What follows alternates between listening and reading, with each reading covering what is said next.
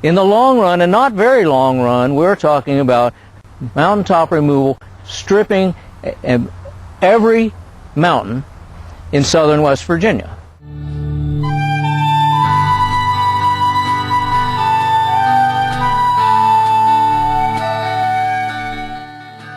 And the problem is, they're not enforcing the laws. If they have laws, they're not enforcing the laws. And they're mining coal in our homes. We did not move to where they mine coal. They're mining coal in our homes, in our bedrooms, in our kitchens, in our bathrooms. By the way, the tears are of rage. They're not of sadness. They're not only of heartbreak. They're of rage for what they've done to my home and my culture. By doing this to our mountains, they're doing it to us. And they don't even care. J. Rockefeller said in 1972, "I will fight for the abolition of strip mining completely and forever." He was a candidate for governor, and he lost the election. 4 years later, when he was governor, he said, "Mountaintop removal should certainly be encouraged, if not specifically dictated."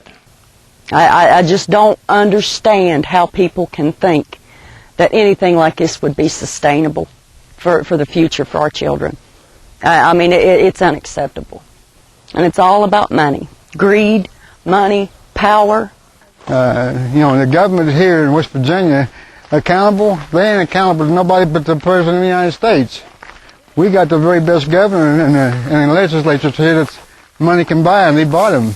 When is it that the people in West Virginia are going to wake up? I wish I were a wealthy politician. That is what I truly like to be. For if I were a wealthy politician, everyone would surely vote for me. And the only reason that it's taken place is the fact that they got a co-president, they got a co-legislature, we got a co-governor. We got him taking almost $1 million from big money first year he's in office. I went to a rally here in 2003, and they arrested me 5 times in one day. And I was there at the rally, I had a big sign that said, "Stop mountaintop removal." Freedom? Freedom? We're not only losing our freedom, we're losing our state. We've been annihilated here for 6 to 8% of the coal, so people can have profit. Why don't we have a literate, civilized debate on these things? But you're not going to get it by the people who control the press. Well, the West Virginia media is timid to take on big coal. 80% of the people in this state are opposed to mountaintop removal. The coal company said that several years ago, and Ken Ward was present, the reporter from the Gazette, and he wrote it in an article. That's when they said we have got to ratchet up our public relations. That's when the billboards started appearing, that coal keeps the lights on. That's when the 2 football coaches, one from Marshall and one from West Virginia University, prostituted themselves and started saying they were friends of coal. It's my deepest belief, BJ, that if we would have a ballot vote, whether to just do away with that form of mining, I think that in all probability the people of West Virginia would say no, we don't want it, for what it's doing to our people.